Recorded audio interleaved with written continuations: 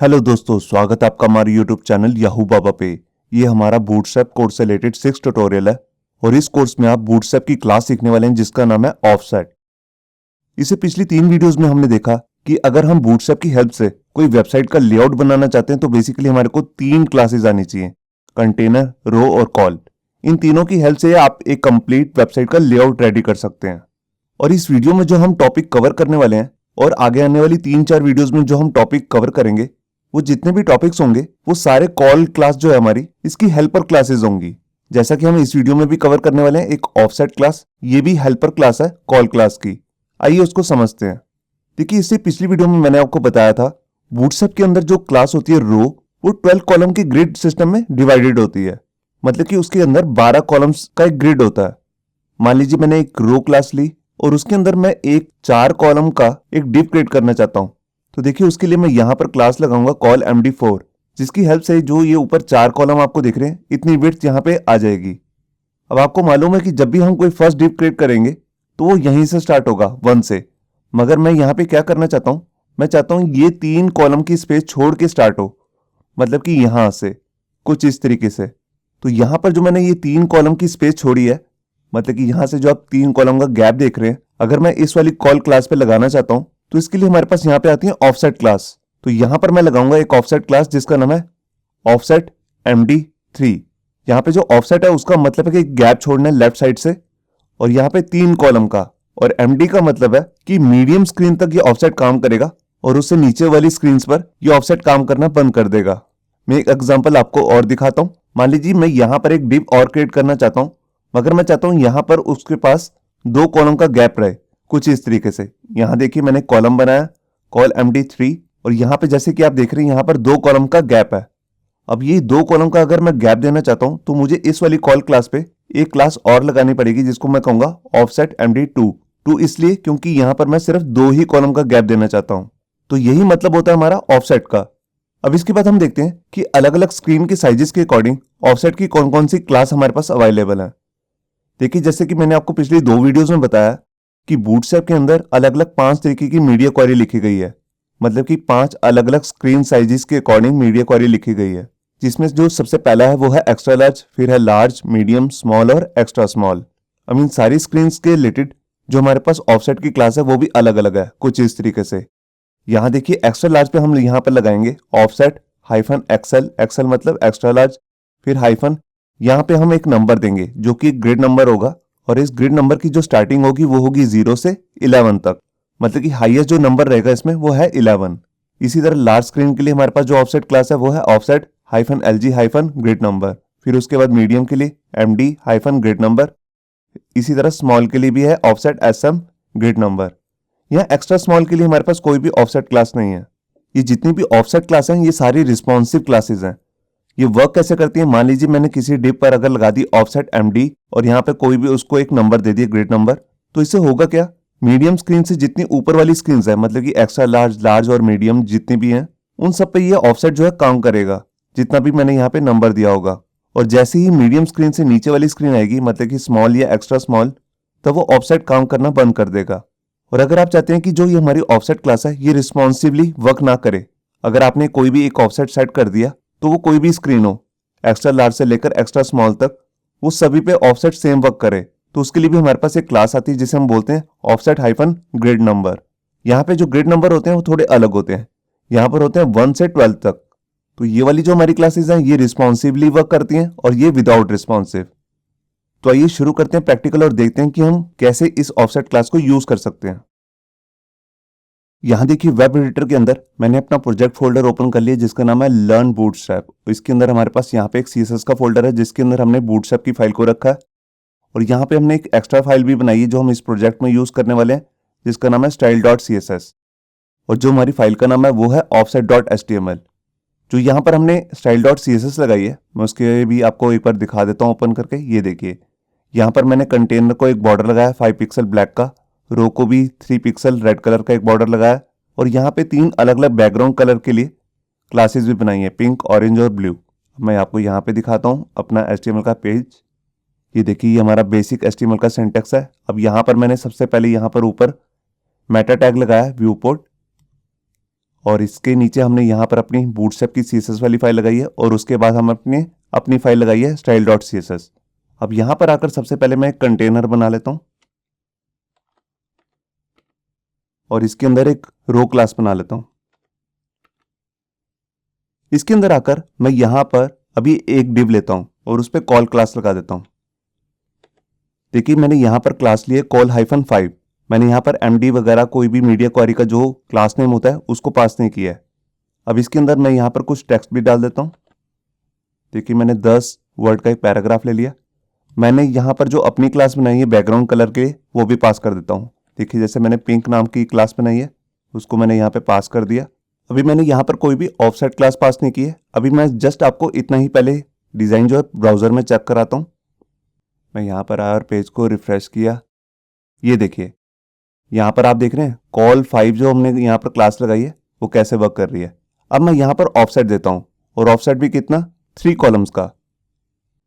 तो देखिए मैं यहाँ पर आया और यहाँ पर पहले लिखता हूँ ऑफसेट हाइफन और यहाँ पे लगा देता हूँ 3। या मैंने फाइल को सेव किया। अब ये क्लास बेसिकली करेगी क्या, ये 3 कॉलम की हमारे पास यहाँ पे विड्थ छोड़ देगी, उसके बाद ये डिव क्रिएट होगा। मैं यहाँ पर आया पेज को रिफ्रेश किया। ये देखिए यहाँ पर आप देख रहे हैं यहाँ पर 3 कॉलम की जो विड्थ है वो छूट चुकी है। अब मैं इसके बाद कोई और भी डिव आपको डाल के दिखाता हूँ। देखिए जैसे मैं यहाँ गया, मैं यहाँ पर एक डिव ले लेता हूँ और उस पर क्लास लगा देता हूँ 3 कॉलम की। ये देखिए और इसके अंदर भी कुछ टेक्स्ट डाल देता हूँ। जैसे मान लीजिए 30 वर्ड्स का एक पैराग्राफ मैंने ऐड कर दिया यहाँ पे और इसके अंदर यहाँ पर मैं क्लास लगा देता हूँ कलर के लिए ब्लू। ये देखिए यहाँ पे आया, मैंने पेज को रिफ्रेश किया। ये देखिए यहाँ पर आप देख रहे हैं यहाँ पर ये हमारा ऑफसेट आ रहा है और यहाँ पर हमारे call-5 की विड्थ आ रही है और उसके बाद call-3 की, और यहाँ पे जो गैप आ रहा है वो आप देख रहे हैं वो 1 कॉलम का रह रहा है। अब मैं इस जो हमारा ये डिव है इसको रिस्पॉन्सिव करके दिखाता हूँ। तो उसके लिए मैंने यहाँ पे प्रेस किया F12 और ये देखिए यहाँ पर हमारा ये रिस्पॉन्सिव लेआउट ओपन हो चुका है। अब ये हमारे पास यहाँ पे एक्स्ट्रा लार्ज स्क्रीन है, आप देख रहे हैं। अब मैं इसको रिस्पॉन्सिव करता हूँ। ये देखिए ये हमारे पास लार्ज स्क्रीन आ चुकी है और इसके बाद ये मीडियम स्क्रीन आ चुकी है। इसमें भी आप देख रहे हैं यहाँ पर जो ये ऑफसेट है बिल्कुल ठीक वर्क कर रहा है। अब मैं इससे नीचे वाले में जाता हूँ स्मॉल स्क्रीन पे। ये देखिए स्मॉल स्क्रीन है, यहाँ पर भी आप देख सकते हैं ये जो ऑफसेट है बिल्कुल सही वर्क कर रहा है। अब मैं इससे नीचे वाले साइज में जाता हूँ जिसका नाम है एक्स्ट्रा स्मॉल। ये देखिए ये सारा हमारा एक्स्ट्रा स्मॉल है जो मोबाइल्स के लिए काम करता है। आप देख रहे हैं यहाँ पर भी ये ऑफसेट वर्क कर रहा है। तो इसका मतलब ये वैसे तो रिस्पॉन्सिवली है पूरा टेम्पलेट, मगर यहाँ पर ये ऑफसेट जो है ये शुरू से एंड तक वर्क करेगा, ये हटेगा नहीं। अगर मैं इसे हटाना चाहता हूं तो यहां पर मुझे यूज करनी होंगी अपनी मीडिया क्वेरी की क्लासेस जो कॉल के लिए बनी है। तो देखिए उसके लिए मैं यहाँ पे क्या करता हूँ, जो ये मैंने क्लास बनाई है call-5, इसकी यहाँ पर मैं अपना स्क्रीन साइज पास कर देता हूँ। मान लीजिए मैंने यहाँ पे पास कर दिया MD, मतलब कि मीडियम स्क्रीन तक ये 5 का ही कॉलम रहेगा। अब यही कॉपी करके यहाँ पर भी मैंने पास कर दिए 3 के लिए। ये देखिए अब यहाँ पे जो मैं ऑफसेट पास कर रहा हूँ यहाँ पे भी मैं अपना स्क्रीन साइज पास कर देता हूँ, मान लीजिए MD। अब इसका क्या मतलब है, अब ये जो ऑफसेट है ये मीडियम साइज की जो हमारी स्क्रीन है वहीं तक काम करेगा, और जैसे ही हमारी स्क्रीन आएगी स्मॉल साइज या एक्स्ट्रा स्मॉल वहां पर ये ऑफसेट हट जाएगा। मैं अभी आपको सेव करके दिखाता हूँ। मैं यहाँ आया और पेज को रिफ्रेश किया। ये देखिए पहले मैं आपको एक्स्ट्रा लार्ज दिखाता हूँ। ये हमारे पास एक्स्ट्रा लार्ज साइज आ गया। अब जैसे ही मैं इधर आता हूँ ये देखिए हमारा लार्ज साइज है, इसमें भी ठीक वर्क कर रहा है। और ये देखिए जैसे ही हमारा ये स्मॉल साइज आया मीडियम से नीचे वाला, तभी ये एक के नीचे एक आ गए और यहाँ से सारा ऑफसेट भी जो है वो हट चुका है, आप देख रहे हैं।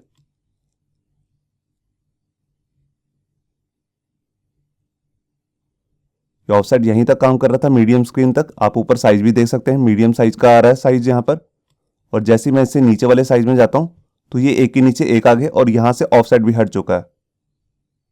और अगर मैं यहाँ पे जाके ये जो अपने ने स्क्रीन साइज पास किए इसको हटा देता हूँ, ये देखिए, और यहाँ पर यही क्लासें लगे रहने देता हूँ, तो मैं आपको दिखाता हूँ कि ऑफसेट अभी भी लगा रहेगा, क्योंकि यहाँ से मैंने इसमें स्क्रीन साइज हटा दिया, मतलब कि अब ये रिस्पॉन्सिवली वर्क नहीं करेगी। मैं यहाँ पर आया और पेज को रिफ्रेश किया। ये देखिए यहाँ पे आप देख रहे हैं ये स्मॉल साइज है और यहाँ पर भी जो हमारा ये ऑफसेट है, ये बिल्कुल शो हो रहा है यहाँ पर। मैं आपको एक्स्ट्रा लार्ज में दिखाता हूँ। पहले ये देखिए यहाँ पर ये हमारा ऑफसेट आ रहा है। अब इसके बाद मैं यहाँ पर आया लार्ज साइज पे, यहाँ पर भी ऑफसेट वर्क कर रहा है। इसके नीचे ये देखिए यहाँ पे आप देख रहे हैं ये स्मॉल साइज आ गया और यहाँ पर भी ऑफसेट वर्क कर रहा है। अब मैं एक्स्ट्रा स्मॉल में जाता हूँ, ये देखिए मैं एक्स्ट्रा स्मॉल में आ गया, यहाँ पर भी ऑफसेट वर्क कर रहा है। हम यहाँ पर जो ये ऑफसेट दे रहे हैं ये अलग अलग स्क्रीन साइजेस के अकॉर्डिंग अलग अलग भी दे सकते हैं। अभी जैसे हमने सिर्फ एक ही दिया हुआ है, हम इसको अलग अलग भी दे सकते हैं। मैं आपको दे के दिखाता हूँ। यहाँ पर देखिए जैसे मैंने सिर्फ ऑफसेट दिया था 3 का, अभी मैं यहाँ पर कंट्रोल जेड करता हूँ। यहाँ पे आपको दिखा रहा है ये मीडियम स्क्रीन पर 3 का दिखा रहा है, और यहाँ पर मैं लार्ज के लिए भी अलग बना लेता हूँ।